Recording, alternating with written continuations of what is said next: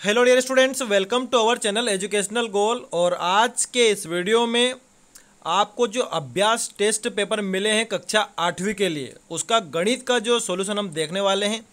Video के अंत तक बने रहिए। तो चलिए शुरुआत करते हैं पहले प्रश्न से।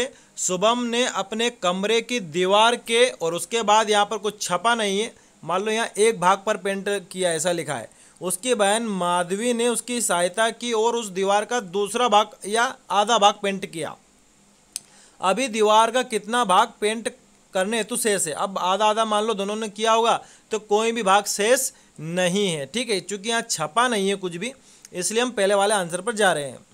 फिर अगला है, आकाश ने 10 किलोग्राम सब्जी खरीदी, जिसमें से 3 किलोग्राम 500 ग्राम प्याज, 2 किलोग्राम 75 ग्राम टमाटर और शेष आलू है। तो आलू का वजन कितना है? तो देखिए बेटा, इसमें आप क्या करेंगे, ये जो प्याज है और ये जो टमाटर है इन दोनों को जोड़ेंगे और जो भी वजन आएगा उसको 10 किलोग्राम से घटाना है। तो उत्तर मिलेगा हमारा 4 किलोग्राम 425 ग्राम, ठीक है। अब आगे बढ़ते हैं अगले प्रश्न की तरफ। हम निम्न में से कौन सी सूची में संख्या अधिकतम से निम्नतम में क्रमबद्ध है, यानी कि सबसे बड़ी और उससे भी छोटी छोटी, ठीक है। तो देखते हैं इस उत्तर को हम। तो ये देखिए सारी संख्याएं दशमलव में हैं, तो सबसे बड़ी, फिर उससे छोटी, फिर उससे छोटी और फिर सबसे छोटी। तो हम इस उत्तर पर जाएंगे, डी वाले उत्तर पर, ठीक है। सबसे पहले 0.44 है, फिर 0.43 हो गया, फिर 0.40 हो गया और फिर 0.34 हो गया। तो ये उत्तर बिल्कुल सही है। अब आगे बढ़ते हैं हम अगले क्वेश्चन की तरफ हमारे, ठीक है। ये देखिए प्रश्न नंबर 4, 60/8 मीटर तार के 2 टुकड़े किए जाते हैं। इसमें से एक टुकड़े की लंबाई 1/4 मीटर है, तो दूसरे टुकड़े की लंबाई कितनी होगी? तो देखिए बड़ा ही सरल सवाल है, कुछ नहीं करना है। सबसे पहले 7/8 में से 1/4 को घटाना है, फिर उत्तर आएगा आपका 5/8। जब आप भिन्नों को घटाएंगे फिर 8 से भाग लगाएंगे 5 में, तो उत्तर मिलेगा आपको बी वाला। तो क्या उत्तर रहेगा सही हमारा? 0.625 मीटर। फिर आगे बढ़ते हैं अगले क्वेश्चन की ओर। देखिए अगला क्वेश्चन क्या है, एक किसान 8 मीटर भुजा की वर्गाकार क्यारी तैयार करता है।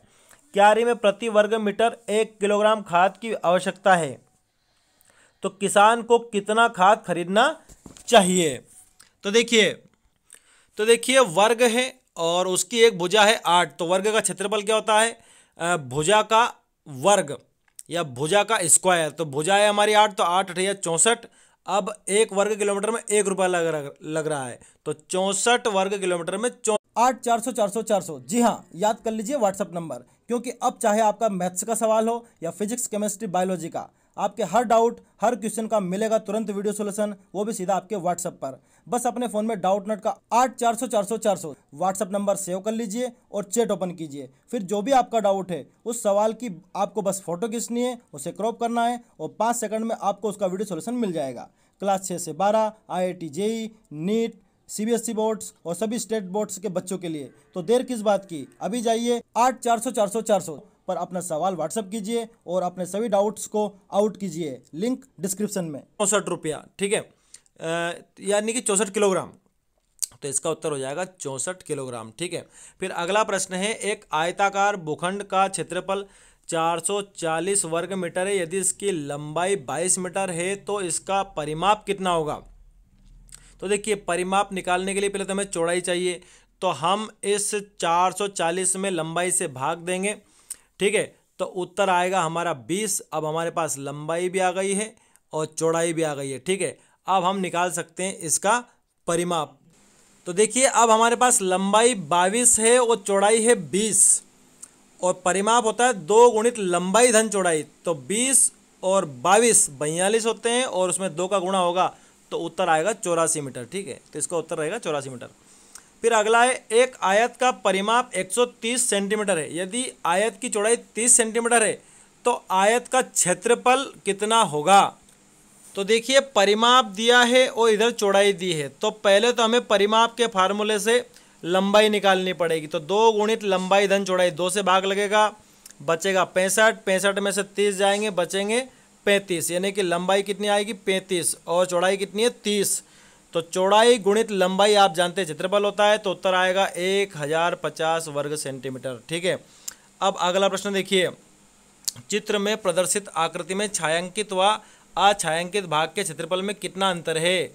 तो ये देखिए, ये वो चित्र है जिसमें एक छायांकित भाग है और एक अछायांकित भाग है, और छायांकित भाग का क्षेत्रफल अगर आप जोड़ेंगे तो वो 72 है, और अछायांकित भाग जो है उसका क्षेत्रफल है 70, घटाएंगे तो उत्तर आएगा 2। तो आप जाएंगे सी वाले पर। ठीक है, और क्षेत्रफल कैसे निकालोगे लंबाई गुणित चौड़ाई से, निकाल के देख लेना। ठीक है, और इसके बाद भी क्वेश्चन है।